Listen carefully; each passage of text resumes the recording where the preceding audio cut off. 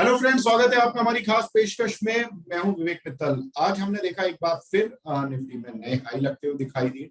Nifty 19,800 के पार finally बंद होने में कामयाब रहा। सेंसेक्स भी 67,000 के ऊपर बंद होने में कामयाब रहा। अब निफ्टी ज्यादा दूर नहीं है 20,000 के लेवल से, और अब 20,000 का वेट कर रही है एनालिस्ट कम्युनिटी। लेकिन बहुत सारे एनालिस्ट ये भी मान रहे हैं कि कहीं ना कहीं 20,000 से पहले ही निफ्टी आने में काफी थकान मानेगा और हो सकता है कि प्रॉफिट बुकिंग भी सीवियर होती दिखाई दे।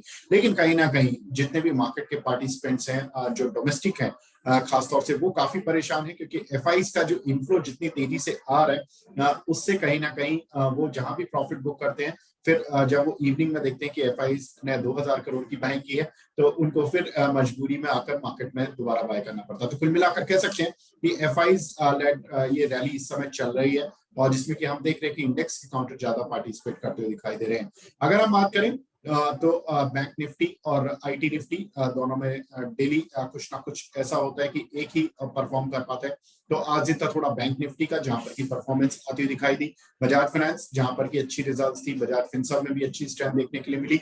इंडसइंड बैंक अपने अच्छे नतीजों के बाद एक अच्छी स्ट्रेंथ दिखाता हुआ दिखाई दिया।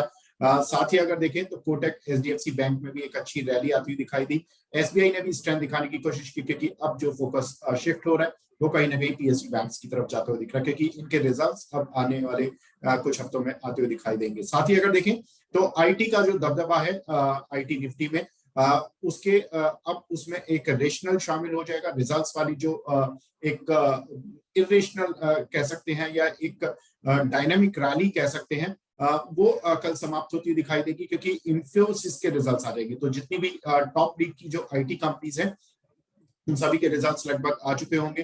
तो जो भी लास्ट लेग का जो मूव होगा वो आईटी निफ्टी में आता दिखाई देगा। उसके बाद जो भी मूव होगा, या तो नई रैली जो भी क्रिएट होगी, वो डेटा ड्रिवन या आउटलुक ड्रिवन होगी। साथ ही अगर देखें तो आज जिन काउंटर्स में अच्छी स्ट्रेंथ आती हुई दिखाई दी, उसमें केबल काउंटर्स भी अच्छे चलते हुए दिखाई दिए। पॉलीकैब, फिनोलेक्स केबल, हेवल्स, बिरला केबल, इन सभी में करीब 3 से लेकर 10% तक जंप आता हुआ दिखाई दिया। तो काफी अच्छी रैली देखने के लिए मिल रही है केबल कंपनीज में। खासतौर से हेवल्स के कल नतीजे भी हैं, तो उससे पहले एक रैली आती हुई दिखाई दी है। अगर हम देखें तो जिन कंपनीज पर मार्केट का फोकस है, अब चूंकि 2 ही ट्रेडिंग दिन रह गए हैं, तो जो भी इम्पैक्ट होगा वो इन दोनों ही ट्रेडिंग दिन में होगा, थर्सडे और फ्राइडे को। तो थर्सडे को अगर रिजल्ट्स देखें तो Havells, Hindustan Unilever, Infosys, south bank और यूनियन बैंक, इन सभी के रिजल्ट्स देखने के लिए मिलेंगे। लेकिन सबसे ज्यादा दारोमदार जो इंडेक्स का रहेगा वो हिंदुस्तान यूनिलीवर और इन्फोसिस के रिजल्ट्स पर दिखाई देगा। हिंदुस्तान यूनिलीवर पे वॉल्यूम ग्रोथ जो माना जा रहा है कि थोड़ी सी इस बार पॉजिटिव साइड पर देखने के लिए मिल सकती है, उस पर मार्केट की नजरें रहेंगी। साथ ही इन्फोसिस के रिजल्ट्स में 1% और 3% का ही jump expected on Q on Q basis profit और रेवेन्यू में। लेकिन इंपॉर्टेंट होगा इन्फोसिस के मैनेजमेंट की कमेंट्री, जिस पर की पूरी आईटी निफ्टी अब यहाँ पर आधारित रहेगी। साथ ही अगर देखें तो जो परसों रिजल्ट्स रहेंगे, यानी कि फ्राइडे के सेशन में, उसमें जो इंपॉर्टेंट रिजल्ट है, सबसे पहले तो रिलायंस के रिजल्ट्स रहेंगे। रिलायंस का हालांकि डिमर्जर का जो एक एक्स डिमर्जर होगा रिलायंस का, वो कल से होना शुरू हो जाएगा। तो उसका जो इम्पैक्ट होगा रिलायंस पर, वो कल आता हुआ दिखाई देगा मॉर्निंग सेशन में ही। हो सकता है कि आपको रिलायंस कल करीब 200 रुपए नीचे खुलता हुआ दिखाई दे, लेकिन उससे डरने घबराने की जरूरत नहीं है। दैट्स ए डिमर्जर प्रोसेस जिसका इम्पैक्ट मिलेगा, यानी कि आपको 200 रुपए का जो करीब 150 से 200 रुपए की वैल्यू के शेयर जियो फाइनेंशियल के मिलेंगे। लिस्ट होने की अभी डेट नहीं आई है जियो फाइनेंशियल की, तो जब भी डेट आएगी तो जियो फाइनेंशियल अलग से लिस्ट होगा। एक के बदले एक शेयर मिलेगा। जिसके पास रिलायंस का एक शेयर है, उसको एक रिलायंस का जियो फाइनेंशियल का शेयर मिलेगा।